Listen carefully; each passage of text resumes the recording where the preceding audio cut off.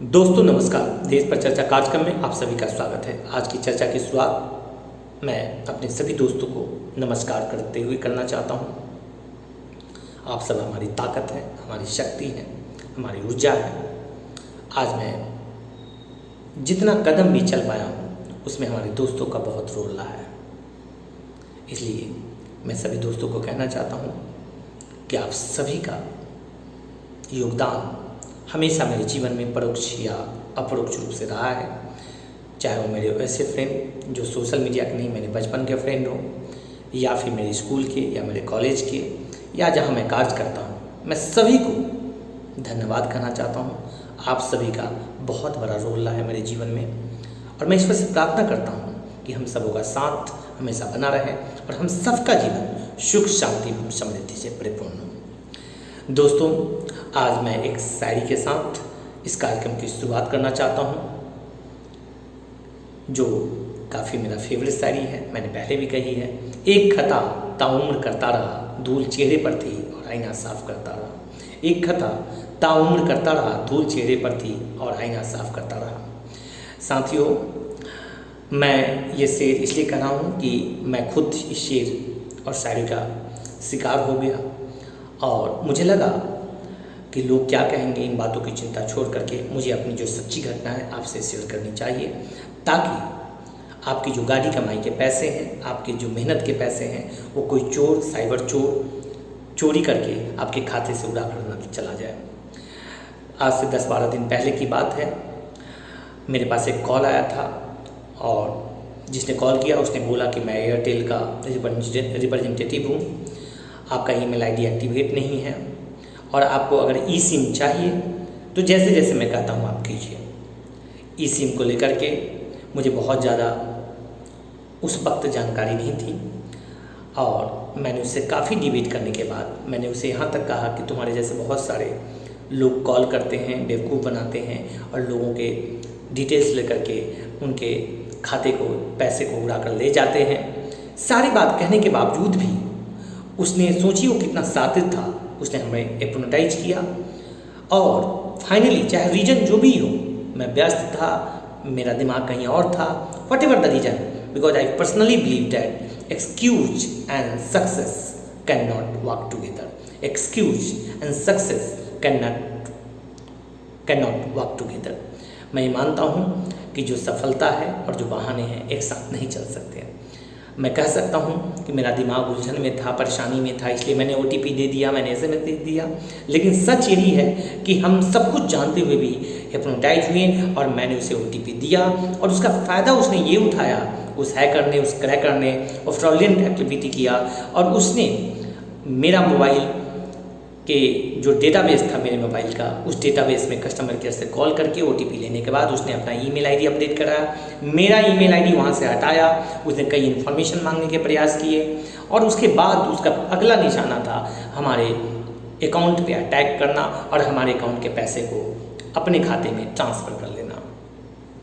लेकिन कहते हैं कि यदि आपने किसी का बुरा नहीं किया है तो ईश्वर आपके लिए कहीं ना कहीं खड़े होकर आपकी मदद करते हैं। ये सोमवार का दिन था। मैं जैसे ही प्रार्थना करके मंदिर से आया, मेरे दिमाग में, मेरे जहन में आया कि 48 घंटे हो गए हैं और मेरा अकाउंट ऑपरेशनल क्यों नहीं है, मेरा मोबाइल नंबर क्यों नहीं चल रहा है, आखिर वजह क्या है, हमारा नेटवर्क नहीं आ रहा है मोबाइल में। तो मुझे लगा कि शायद मेरे साथ कुछ गलत हो रहा है, और उसने हमारे साथ फ्रॉडलेंट एक्टिविटी किया है। और जब मैंने कस्टमर केयर एयरटेल को प्रीपेड नंबर से कॉल किया तो उन्होंने बताया कि वो रिप्रेजेंटेटिव उनका नहीं था, और उसने, मेरा मोबाइल बंद है लेकिन ई सिम एक्टिवेट कराकर उसने अपना मोबाइल मेरे ही नंबर से ऑपरेशनल कर लिया था। और बस अब उसका अगला निशाना हमारा अकाउंट था, जिस पे वो अपना अगला निशाना चलाने वाला था। लेकिन वक्त रहते हुए कस्टमर केयर से मैंने रिक्वेस्ट किया, मैंने उन्हें अपनी ऑथेंटिसिटी बताई, हमारे जो भी डिटेल्स थे, क्रेडेंशियल थे, मैंने उन्हें बताया, और मैंने उस अकाउंट को ब्लॉक कराया। मैंने उनसे रिक्वेस्ट किया कि इस ईमेल आईडी को, जो ईमेल आईडी उसने बताया था, अग्रवाल सुरेंद्र 71@gmail.com, अग्रवाल सुरेंद्र 71@gmail.com, उस ईमेल आईडी को हमने डीएक्टिवेट कराया। और मैंने उनसे कहा कि मैं जब तक फिर से रिक्वेस्ट ना करूँ, हमारे इस नंबर को नहीं चलाया जाए। साथियों, उसके बाद अभी तक मेरा नंबर ओके नहीं हो पाया है। आने वाले समय में एक्टिवेट मैं करा लूँगा 9810704004। लेकिन मैं आप सभी को कहना चाहता हूँ कि ऐसे लोगों से सतर्क रहने की ज़रूरत है।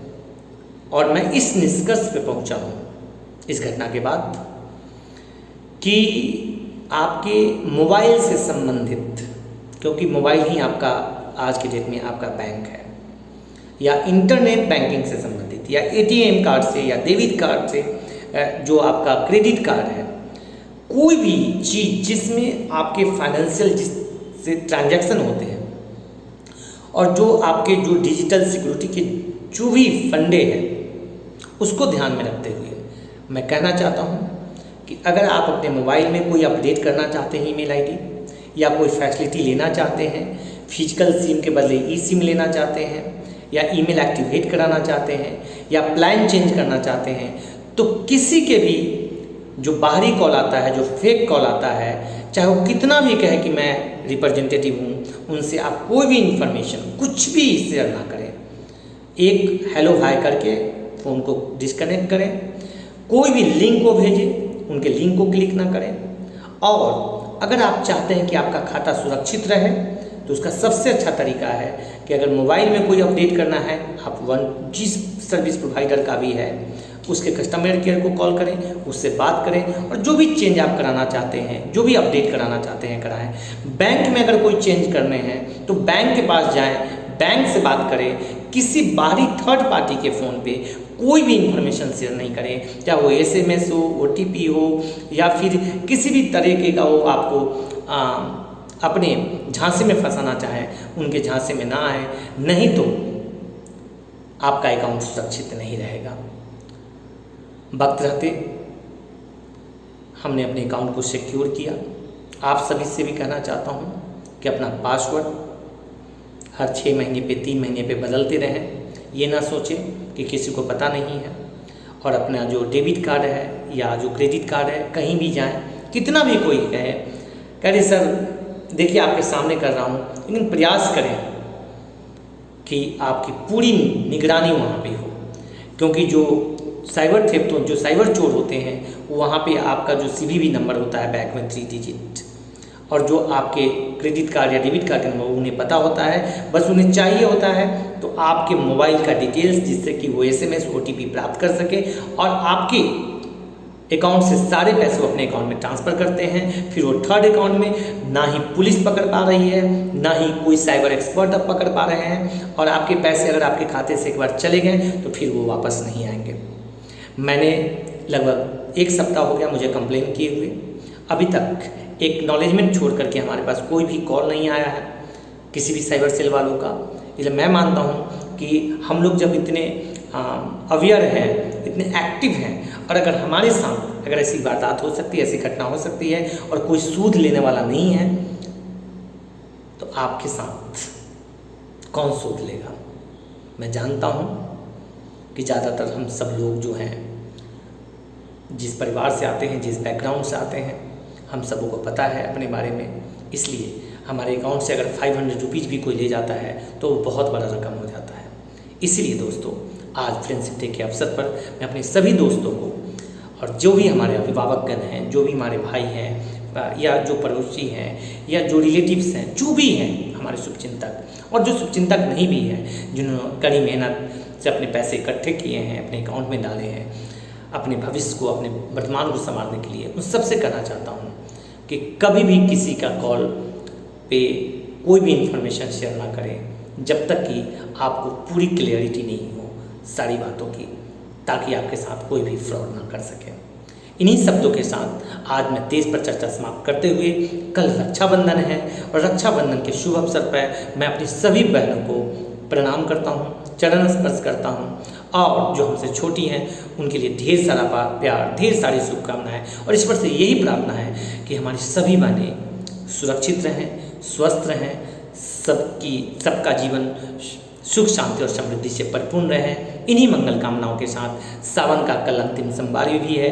देवों के देव महादेव को मैं नतमस्तक होकर नमन करता हूँ और दुआ करता हूँ कि हम सबके जीवन में सुख शांति और समृद्धि लाएं। मैं जल्द ही देश पर अगला कार्यक्रम लेकर आऊँगा, देश पर चर्चा कार्यक्रम लेकर आऊँगा। तब तक के लिए नमस्कार, जय हिंद, जय भारत।